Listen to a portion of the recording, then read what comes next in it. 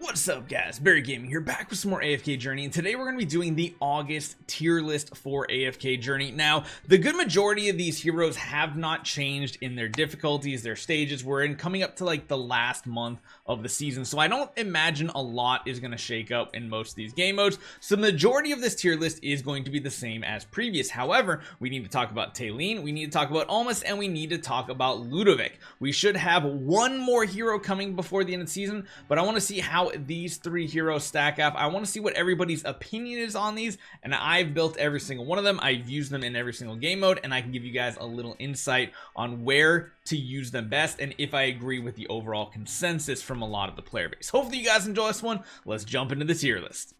So again, we are on Prydwen.gg. This site is awesome for overall game knowledge, and a lot of times they have some of the best information. Other times that's like slightly off, but not enough to really be a big deal. I'll put a link to this tier list down in the description. I want to go over the newest heroes, like I said. So you can see here, this is alphabetical order. It goes over the pre, post, and deficit pushing. Most people really just care about like the post and pre stages here. Deficit pushing is for those like people that are really trying to push AFK stages to a certain point, which is good in the early season, but as you see later on in the season, it's not that big of a deal. It's nothing to worry about. In reality, these 6 bosses are the most important. Dream Realm progression is the most important. It's going to get you Temporal Essence. It's going to get you oh geez, I forget the name of the red one. It's going to give you all the different essences. It's going to give you the Dream Realm currency to help build A level heroes faster and then eventually get them to Paragon levels. And PvP, not as important, but again, still a really important one. You want to be able to get to like that top 20 on your server if possible. That way you can get some premium stuff in the champion store. I guess you don't need to be top 20, but you know what I mean. You need to get ranked and everything. So let's start off with the oldest hero so far, and that is Ulmus. And you guys can see a lot of yellow on his row here. Not the best hero overall. Of course, he's a very strong tank that combos very well. He is completely useless in every single Dream Realm. I think this tier list only going down to C doesn't justify how bad some heroes are. If Ulmus had to get a number, he'd probably get like an F, or a letter. He'd probably get like an F tier down here. I think they should expand because like the difference between S and C is not as far as S and like F tier should be. That's just my opinion. Pre-exclusive, he is not a good hero because basically all his combo abilities come from Mythic Plus, which is why his post-EX is better. I think this B grade is way too low. I think it should be an A+, S- type grade for his post-EX. He's very good at comboing, especially with Aaron and any other heroes that CC or move enemies around the battlefield. It really extends the amount of control you have on the enemy team, and it's very good.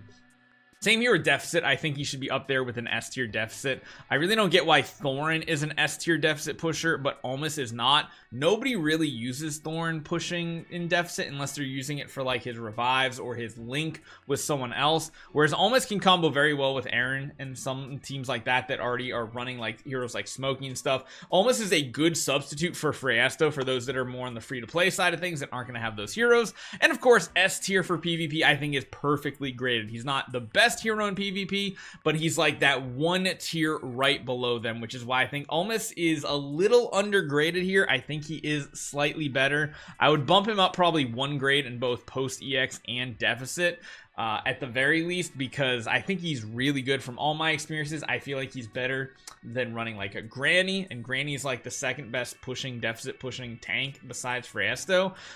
So yeah, I think that grade's a little off in my opinion, and that's my take on Ulmus. Now, actually on the same window here, after Ulmus, we have Talene, my favorite hero in the game.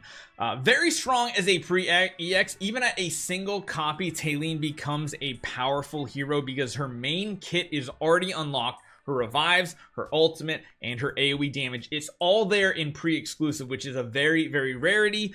Post-exclusive doesn't change much. She adds some like synergies with some other heroes. She has the potential to revive another hero if you go to EX plus 15, but anything below that's not that impactful. And Deficit pushing, again, not the best because of course the best are heroes like Smokey, but she can be added as a support / damage dealer on that Smokey team and still do very well. Now, she is the best of the best damage dealer on half of the Dream Realm bosses, which is why she is so strong. Skyclops, King Croaker, and Lone Gaze. Beyond that, she's still really good against Necro Draken, even though she doesn't move, and she's still pretty good against Snow Stomper, considering he does silence and stop that ultimate ability. Still very good. The only one she's really not good at is Alpha Bear, and that's because Talene needs an insane amount of healing to keep her ultimate going. And guess what Alpha Bear does? Completely removes almost 100% of healing to your heroes, which is why you need Coco and shielders and things like that. And if you don't have a ton of healing, Talene's just going to kill herself over and over again. PvP, S+, absolutely. You can fit her in almost any PvP team, especially if it has a Damien on it. Damien has so much insane healing with his Chariot ultimate skill that, like, Talene's just constantly popping up. Even if she dies, she comes back. Talene, Thorin, those two heroes in PvP together are just so amazing, because when you have Damien too, who's not even on the battlefield, you essentially have 3 reviving heroes. Damien's his Chariot just keeps coming back. You have Talene, who keeps coming back when she gets healed a certain amount, and Thorin that can just keep reviving. That is really good in this heavily CC burst meta, because you have to live through that burst, and then once you pop back up, you're good to go. Especially adding a Scarlita to that type of team, who's coming down later after all that initial big burst is gone, so that she can clean up. These heroes do absolutely amazing together. I think Talene is one of the best heroes in the game. Not like the tippy top, but like definitely like top 5, top 6 heroes in the game, and is definitely one worthwhile if you're going to invest in her as a main damage dealer on your account. If you already have other damage dealers, you don't necessarily need her, but she still does so well. Last up, we have the newest hero, Ludovic. Very interesting support hero healer. Overall, very good grades. He's pre-EX, he's absolutely amazing. His whole kit, I should say most of his healing kit is unlocked at pre-EX. Post-EX, I don't know if I agree with going down to an A tier. I think he's still an S tier, because he gets a lot more damage output potential when he unlocks his exclusive.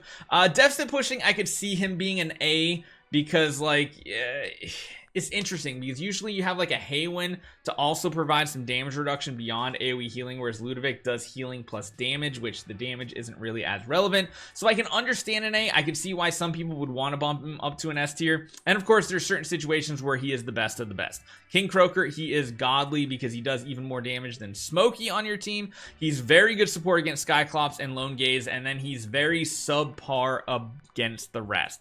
Alpha Bear, his healing doesn't keep up like Smokey's does, and there's no room for him. He's not a replacement of Smokey, therefore his grade drops way down. Necro Draken, he just dies so quickly, and Snow Stomper, he needs to be able to cast his ultimate to keep his healing going. PvP though, he's a very strong hero. S tier is something I would definitely agree with on him. Overall can be very flexible on teams you build him in. The downside is he does die a little easier than other support heroes in PvP, which is why I can see him not being an S+ hero. Now, beside that, there really is not much movement on this. The one thing that's really cool about this one though is you can take a look who the best of the best heroes are overall. You can see probably like what Coco has one regular S tier, all S+. I agree with Rainier, same thing, one S and then S+ everywhere else.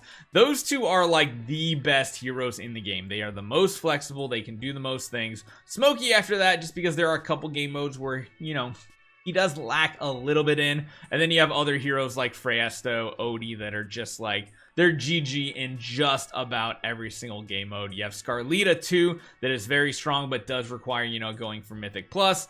And then you look at the bottom, you see a lot of heroes with just like C tiers. Like a lot of them. These are heroes you should simply not touch. Except, again, I don't know why Ulmus looks so bad down here. I don't think he's that bad. Just because, I mean, yes, all these are going to be C tier, but I think these are better than people give him credit for.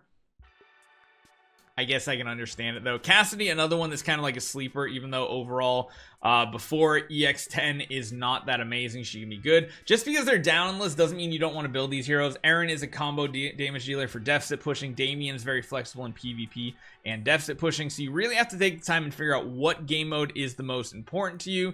PvP might be the one to go for, because you can see there's heroes like Baral, not really great in a lot of game modes, but when it comes to PvP, he is top tier. So hopefully you guys enjoy this one. Again, a link in the first link in the description, and I'll try to pin it in the comment to this tier list so you guys can break it down and see it for yourself. Hopefully you guys enjoy this one. I'll see you guys next time.